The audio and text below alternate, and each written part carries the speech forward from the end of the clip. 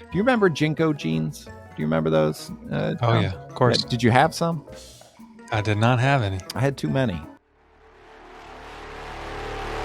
The future of music. The future of music. The future of music. The future of music. The future of music. The Future of Music podcast. Hey there, once again, darn it. It is Ryan Withrow, and I have Jonathan Boyd, my wonderful co-host here. We are the Future of Music podcast, where we always show you how to survive and thrive in the future of music. I did that in 2 breaths. I'm really impressed, but I'm realizing I shouldn't have, because that was tough. It was difficult, but I'm here. I'm ready. I'm ready to go. John, it's good to see you. Good to have you here. Good to have everybody listening as well. And this is a continuation. We're rolling into part 2, because why not have 2 parts? Why not? But John, let's recap. Let's tell them what happened in the previous one a little bit and get them excited about this continuation of this little series that we got. Yeah, so as you said, this is part 2, and we are actually talking about some really fun stuff around AI, as always. So American Songwriter actually asked AI for its top predictions about the future of the music industry. So in part 1, if you haven't heard that yet, we covered number 1, 2, and 3.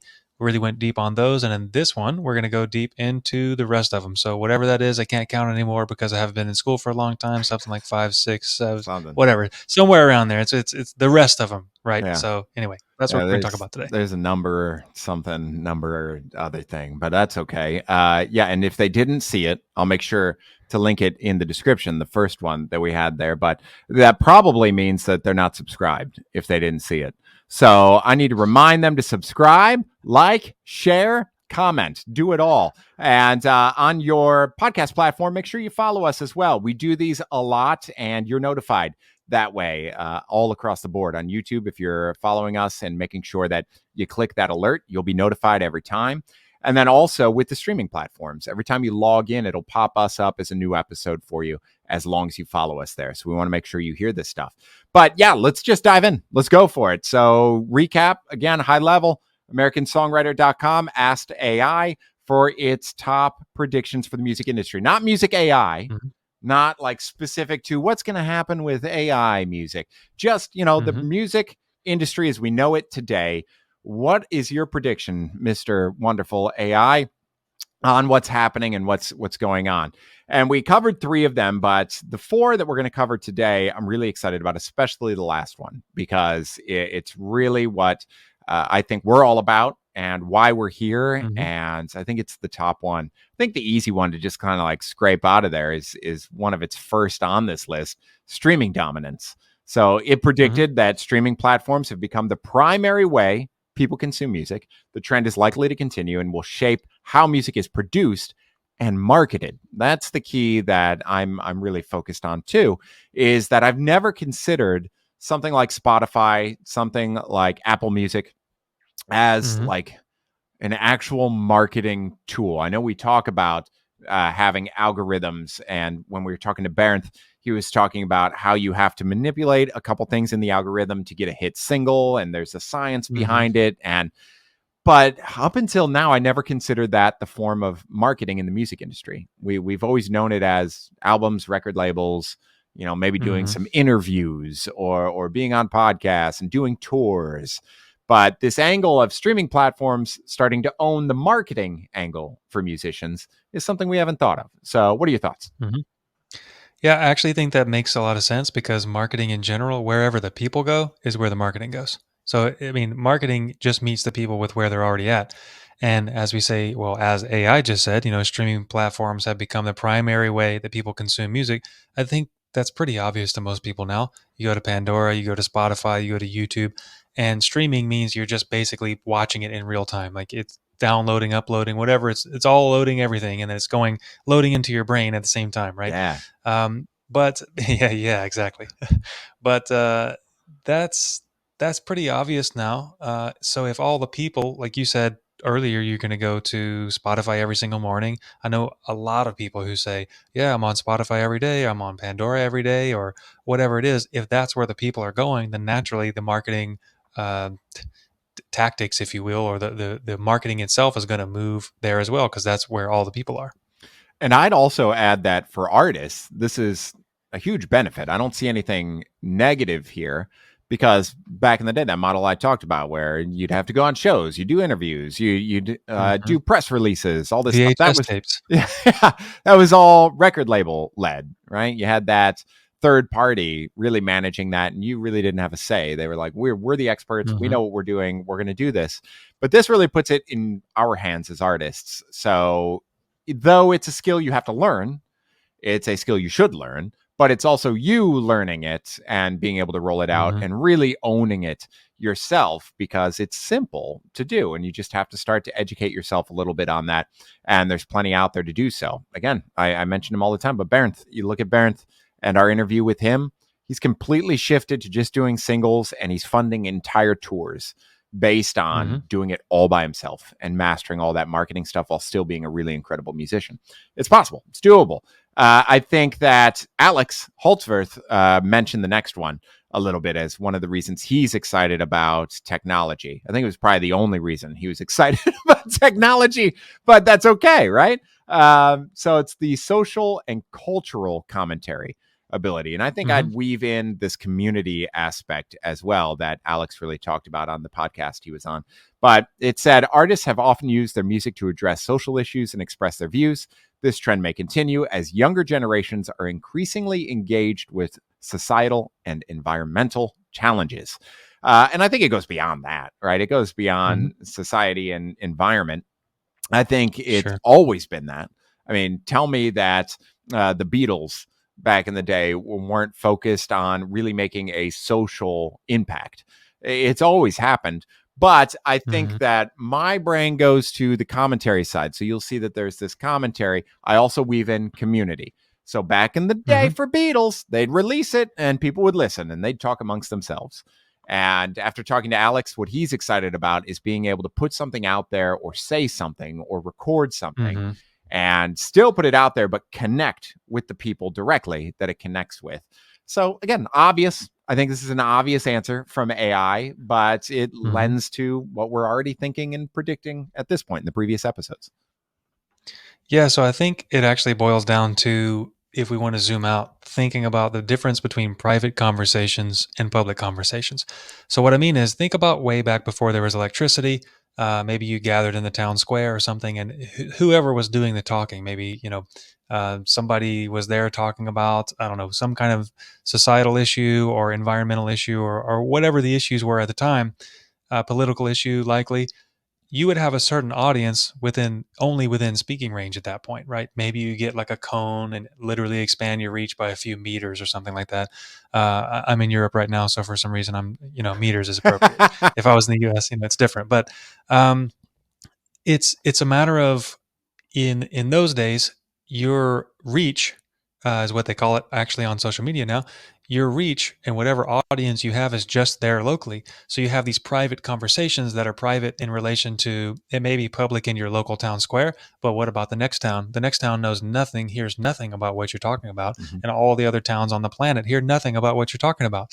But now, everything, with the rise of social media, of course, now almost every conversation has become a public or a global conversation.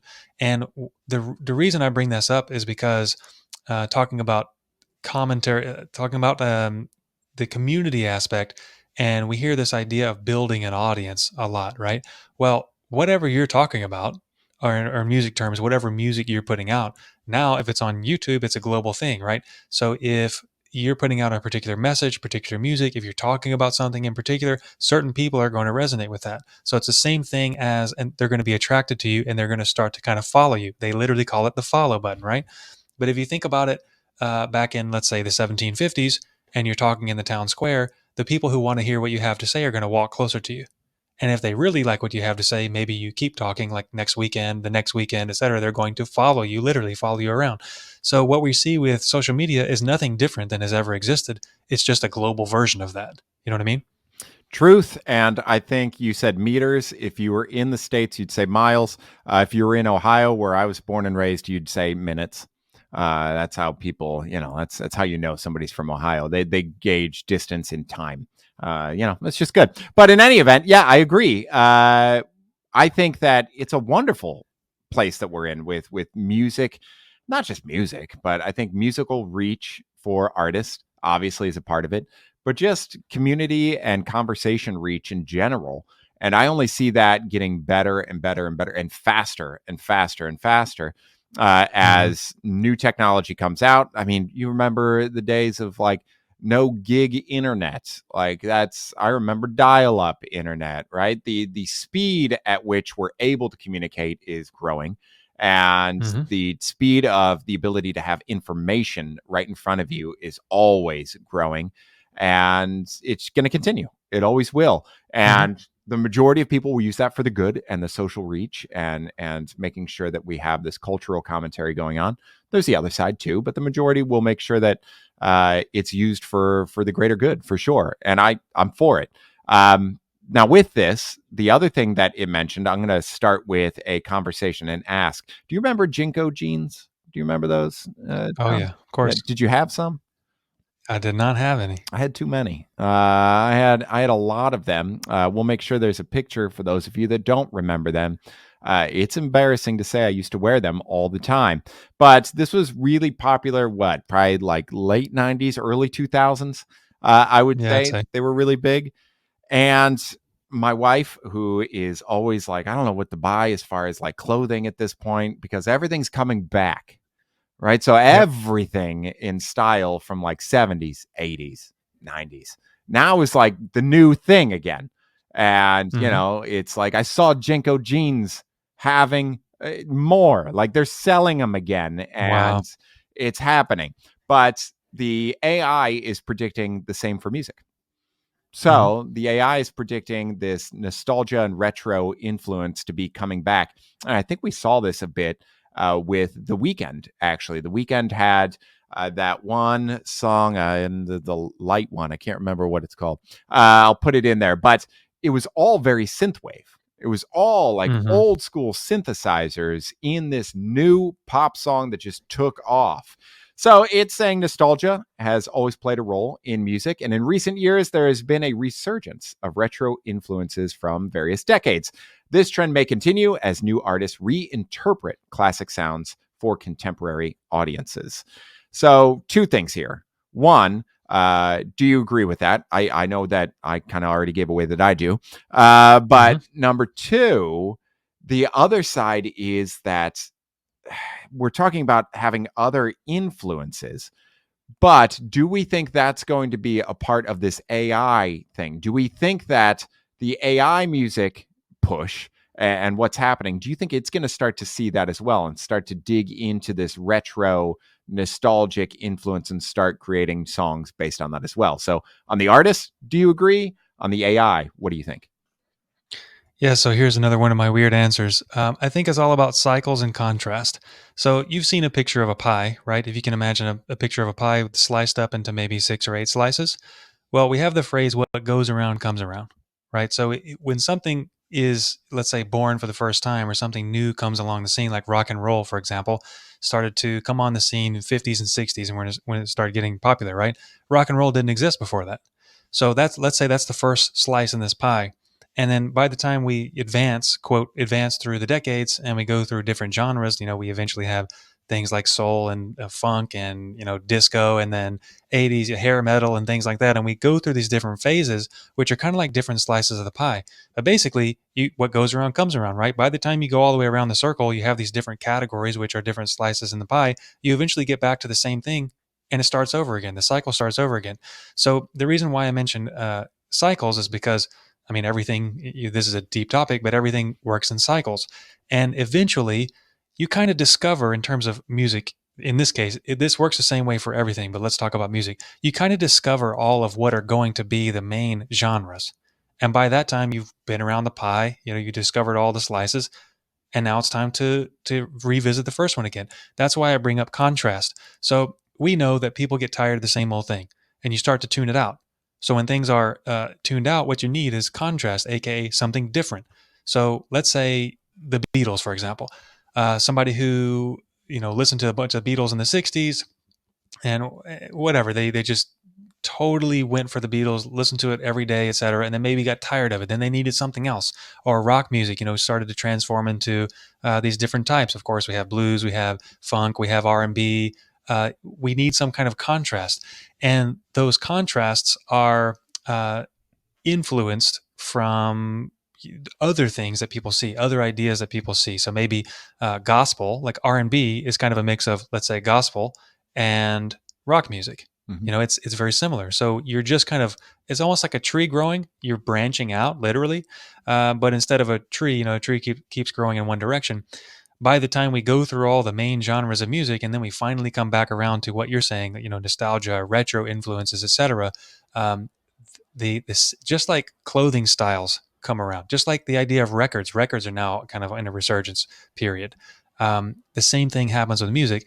The only difference is the old thing that is now new again is influenced by the modern influences. So of course, the things that come back around again, like you say, like maybe old retro tones, retro sounds, retro classic ideas. Yes, they're coming back around because it's more contrast, just the next piece of the pie that we're moving to, but also the state of technology has advanced, from the first period that all that stuff existed, right? So of course it's going to be influenced. In my opinion, of course AI is going to influence it. Of course, the different artists, it's all going to be kind of a new mix of the same old thing.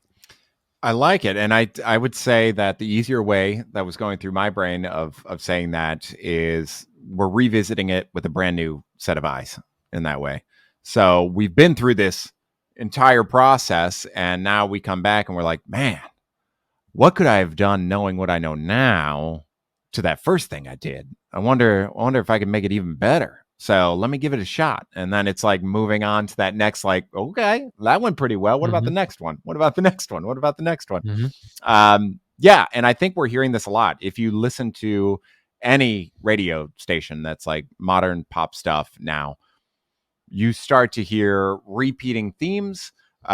Even like composition wise, people are pulling old melodies out and recomposing pieces around it and using them. I mean, who just won a Grammy for redoing a version of Blue, right? By what is it, Eiffel 65? Wasn't that who did that back in the Oh day? yeah. Yeah, they just Wow. they took that melody and made an entire dance track to it and sang new vocals to it. Same melody, but won a Grammy. Like, it's coming back. It's going to. And also, I think there's a lot of science back there that says we resonate with that as well. So there's a high likelihood of us hearing something very similar to something we loved way back when and going, man, I forgot about this. Of I course. really like this. Yep. But the big one, let's end on this. It's the reason we do the podcast a lot. I mean, we do it for many things, but one of the key ones is keeping up on this AI stuff and tech in terms of music. So personalization and AI generated content was its big, like, this is going to make a big impact.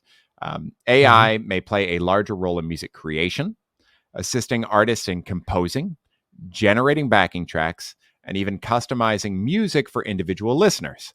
All stuff that we talk about and we know is happening, but it's just one of those realizations when the AI itself tells you this is the main thing. Like, this was the main point that it said is going to be geared toward the next steps in the future of the music industry, AI and AI generated content. Yeah, I think it's really interesting that all 7 of these things are exactly what we've been talking about before. We've definitely hit on all of these and kind of gone through even deeper actually with each one. But then, later we find out that AI actually says the exact same things. So sounds like we're on the right track. It's on the same track. And I agree. We're already seeing this. So music creation, assisting artists with composing, writing things, even though it may not be great yet, generating backing tracks, which is already pretty good, and customizing music for individual listeners. Well, Spotify already does that. Pandora has already done that for years, right? So of course these things are already happening. They're not going away at this point. I think everybody knows that, and they're only going to get a little bit better. The question that I have actually is, what's next after that? But yes, on this point, I definitely agree. Yeah, total takeover is the next step. 100%. Right. Yeah. They own. It's the new Arnold Schwarzenegger movie. Yeah, Total Takeover. they own all the music of life. That's what it is. Perfect. Yeah, I don't know. We'll see. I I know I'm excited for it. It's why we're here. We really like the topics. We like covering this stuff. It also gives me a really good excuse to be like, no, I'm working when I'm being a total nerd at 9 p.m. and looking up all the latest articles on music technology and AI development as well. But that's why we're here. So we'll continue to be here as well. And we'd love to hear your input on everything that we discussed and your thoughts of these predictions. Are they on track? Are they on point? Do you disagree? We're fine with hearing disagreements. All right. Feel free. We are human. It's all right. You can do that, but you can't do it unless you're subscribed. So make sure that you like, subscribe, you click the alerts, and you share with anybody that you think would find value in this. And we'll keep bringing you all the information. I know coming up, we've got some incredible episodes coming up, some amazing guests, and I'm just going to tease that as well. Some that I think I'm really excited about, and some that I think, John, you're really excited about. And we'll just leave it there. Open loop it for everybody. So until next time, thanks for being here. We really do appreciate you all for listening and watching. And we will see you next time on the Future of Music podcast.